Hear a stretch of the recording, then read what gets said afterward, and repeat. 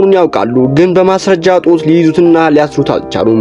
ዳኞች ሌባ መሆኑን ያውቃሉ፣ ግን ማስረጃ ስለሌላቸው ሊፈርዱበት አልቻሉም። ንጉሱም ቢሆን ሌባ መሆኑን ያውቃል፣ ግን እጅ ከፍንጫ ይዞ ስለማያውቅና ማስረጃ ስለሌለ ምንም ሊያደርገው አልቻለም። ሌባው ካረጀ በኋላ አንድ ቀን በትንሽ ጠርሙስ የታሸገ ቅመም መግዛት ፈለገ። ኪሱን ሲዳብስ ምንም ገንዘብ አልያዘም። ደግሞ ለሌባ ገንዘብ ቢይዝ ባሊዝ ምን ችግር አለው አለና ቅመሙን ኪሱ ከቶ ለባለሱቁ ሞቅ ያለ ሰላምታ ሰጥቶት ወጣ።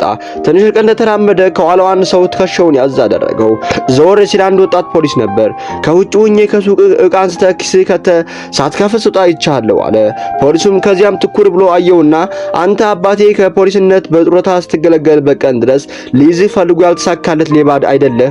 አሁን ያንተን በመያዜ አባቴ በእኔ በልጁ ትልቅ ኩራት ይሰማዋል አለው። ወዲያውኑ እስር ቤት አስገባው። በማግስቱ ሌባው ታስሮ ፍርድ ቤት ቀረበ። ዳኛው እድሜ ልኩን ሊይዘው የፈለገው የነበረው ሌባ መሆኑን ሲያውቅ በጣም በመደሰት የቀረበውን ማስረጃ ከመረመረ በኋላ በ10 ዓመት ጽኑ እስራት እንዲቀጣ ወሰነበት። ሌባው የፍርድ ውሳኔውን እንዲሰማ የክቡር ፍርድ ቤቱ ለኔ ባለኝ እድሜ ላይ 10 ዓመት ማለት እድሜ ልክ ማለት ስለሆነ አስተያየት ይደረግልኝ በአክብሮት ጠይቃለሁ አለ። ዳኛው ግን እንዲያውም ሲያንስ ነው በማለት አቤቱታውን ውድቅ አደረገው። ከዚያም ሌባው በጥብቅነቱ ከፍተኛ ወደ ሆነው የንጉስ ልዩ እስር ቤት ተወሰደ። አንድ በብረት የታጠረ ክፍል ውስጥ ሲዘጉበት ከዚህ እስር ቤት በአጭር ጊዜ ይወጣለሁ አለ። ፖሊሱም ከዚህ እስር ቤት አንድም እስረኛ አመልጦ አያውቅም። በእስር ቤቱ ደንብ መሰረት እስረኛ ሲያመልጥ ተረኛው ፖሊስ በእስረኛው ትክክል እስር ቤት በመግባት የእስረኛውን ፍርድ ይጨርሳል። ስለዚህ ፈጽሞ ማምለጥ አትችልም አለው። በቅርብ ስወጣ ታያለህ አለ ሌባው። በማግስቱ ጠዋት ምግብ ሲያመጡለት ወደ ንጉሱ እንዲያቀርበው ጥያቄ ፖሊሱን ጠየቀ። ለምን ሲለው አንድ በጣም ልዩ የሆነ ለንጉሱ በአካል ቀርቦ መስጠት ያለበት ስጦታ ይዤ ያለው አለው ሌባው። ጠባቂው ግን በጣም ሳቀበት። ከዚያም ሽማግሌው ሌባ ለራሱ ብቻ በሚመስል አነጋገር ይህን የመሰለ ልዩ ስጦታ እንድልሰጥ የከለከለኝ ጥበቃ ፖሊስ መሆኑ ንጉስ ያውቅ በጣም ከባድ ቅጣት ሲቀጣው ታየኝ አለ። ፖሊሱ ንጉሱን በሚገባ ያውቀዋልና በጉዳዩ ላይ በጥልቀት ካሰበ በኋላ ከአለቆቹ ጋር መከረበት። አለቆቹም ስለ ሁኔታው ለንጉሱ አሳወቁ። ንጉሱም ሌላውን ሊያገኘውና ስጦታውን ሊቀበል ፈቃደኛ መሆኑን አሳወቃቸው። በማግስቱ ጠዋት ሌባው ንጉሱ ፊት ቀረበ። ከንጉሱ ጋር ጠቅላይ ሚኒስትሩ፣ የጦር ኃይሎች ጠቅላይ አዛዥና ጀነራልና ጳጳሱ አብረው ቁጭ ብለዋል። ንጉሱ የመጥላትና ልዩ ስጦታውን ለማየት በጣም ጓጉቷል። ጊዜ የለኝም አለኝ ያልኸውን ልዩ ስጦታ ቶሎ ማየት ፈልጋለሁ አለ። ወደ ሌባው ትክ ብሎ እያየ ሌባው እጅ በመንሳት ወርቃማ ወርቅ የተጠቀለለች አንዲት ትንሽ ሳጥን ከኪሱ አውጥቶ ለንጉስ ሰጠ። ንጉሱም የተጠቀለለበትን ወርቅ በማንሳት ውስጡ ያለውን አውጥቶ አየ። ከዚያም በእንዴት ጥፎና ፊቱን ተለዋውጦ ምን አይነት ድፍረት ነው? እንዴት ተራ የኮካ ፍሬ ልዩ ስጦታ ብለህ ጊዜን ታባክናለህ? አለ በከፍተኛ ቁጣ። ልክ ነህ ንጉስ ሆይ፣ ፍሬው የኮካ ፍሬ ነው። ነገር ግን የፍሬ ተራ የኮካ ፍሬ ሳይሆን ልዩ ታምር ያለው ፍሬ ነው። ፍሬው መሬቱ ሲቀበር በአንድ ቀን ትልቅ ዛፍ ይሆናል። በሁለተኛው ቀን በቅጠሉ ላይ ልክ ፍሬ ያፈራል። በሶስተኛው ቀን እያንዳንዱ ፍሬ ወርቅ ይሆናል አለው። ንጉሱም ያ ከሆነ ለምን አንተ ራስህ አልተከልኸውም እና አልተጠቀምክበትም በማለት ጠየቀው። ሌባውም አዎ ብችንሩ አድርገው ነበር፣ ነገር ግን ይህ ታምር ለማየት ፍሬው የሚተከለው ሰው ንጹህ ሰው መሆን አለበት። ምንም አይነት ስርቆት የማያውቅ፣ ውሸት ተናግሮ የማያውቅ፣ ሰዎችን አታሎና ጨርብሮ የማያውቅ፣ ማንም ያለ አግባብ ያልበደለ፣ ለሰዎች ርህራሄ ያለው መሆን ይኖርበታል። ንጉሱም ሆይ እኔ ግን ሌባ ነኝ፣ ስለዚህ ይህ ታምር ለኔ አይሰራም። እርስዎ ግን ንጉስ ነዎትና ይህ ታምር በእርስዎ እጅ እውነት ይሆናል አለው።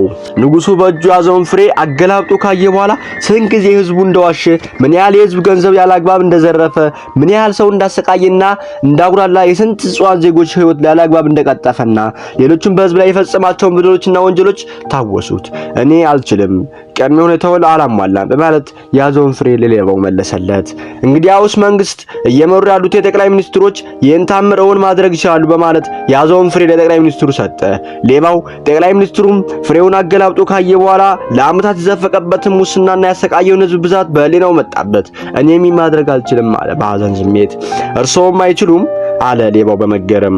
እንግዲያውስ የጦር ኃይል አዛዦች ጀነራሎች ያሳድጉታል ብዬ አምናለሁ በማለት ፍሬውን ለጀነራሉ ሰጣቸው። ጀነራሉ ፍሬውን በእጁ ይዞ በማይረባ ምክንያት ወይም በቃላት ፍች ልዩነት ብቻ ባደረጋቸው ህገወጥ ጦርነቶች ምክንያት ያለቀው ሰው ብዛት በሱ እብሪትና በፈጸመው ስህተት ምክንያት ጧሪና ቀባሪ ያጡ እናቶች፣ ባሎቻቸውን ያጡ ሴቶች እንባ ያለ አግባብ በተካሄደ ጦርነት ምክንያት አባታቸውን አጥተው የጎዳና ተዳዳሪ የሆኑ በሺህ የሚቆጠሩ ህፃናት ያለ አግባብ የዘረፉና ያዘረፉ የህዝብ ሀብትና ያሰቃያቸው የበታች መኮንኖች ብዛት በህሊናው መጣ። እሱ በጫረው ጦርነት ምክንያት የአካል ጉዳተኛውን ወታደሮች ብዛት በህሊናው ታየው። ከዚያም እኔ አልችልም በማለት የያዘውን ፍሬ ለሌባው መለሰለት። ይህ ለማመን ከባድ ነው አለ ሽማግሌው ሌባ። እርግጠኛ ነኝ ብፁዕ አባታችን ይህን ማብቀል ይችላሉ በማለት ፍሬውን ለጳጳሱ ሰጣቸው። ጳጳሱም ፍሬውን በመዳፋቸው ጨብጠው ለድሆችና ለተራቡ ሰዎች ይሰጥ የነበረ እርዳታ ለግል ጥቅማቸው ያዋሉት ትዝ አላቸው። እሳቸውም እኔ አልችልም በማለት ፍሬውን ለሌባው መልሰው ሰጡት። አራቱም ሰዎች አንገታቸውን አቀርቅረው መሬት ማየት ጀመሩ። የአገሪቱ አራቱ ኃያላን ሰዎች ይህን ታምር እውን ማድረግ አልቻላችሁም። ነገር ግን ሁላችሁም በሀብትና በስልጣን ተንበሽብራችኋል። እኔ ድሃው አዛውንት ግን አንዲት ትንሽ ጠርሙስ ቅመም ሰረቅ ተብዬ ቀሪ ሕይወቴን ከፍተኛ ጥብቅ ባለው እስር ቤት እንዳሳልፍ ተፈረደብኝ። ለመሆኑ ይህ አግባብ ነው ብላችሁ ታምናላችሁ? አላዛውንቱ ሌባ። ከጥቂት ደቂቃዎች ዝምታ በኋላ ንጉሱ አዎ አግባብ አለመሆኑን ተረድቻለሁ። ዛሬ ባስተማርከኝ ትምህርት ነጻነትን ታገኛለህ። ስለዚህ ከአሁን ሰዓት ጀምሮ በነጻ ተለቀሃል በማለት በነጻ አሰናበተው። ሌባውም አራቱን የአገሪቱን ኃያላን ሰዎች እጅ ነስቶ ወጣ። ተፍቶት ቤቱ ሲሄድ ለሁሉም በመገረም እንዴት በአጭር ጊዜ ልትፈታ ቻልህ እያሉ ይጠይቁታል። አዛውንቱም ሌባ ሕጋዊ ሌቦች ከእስር እንዲወጡ ስለፈቀደልኝ በማለት መለሰላቸው።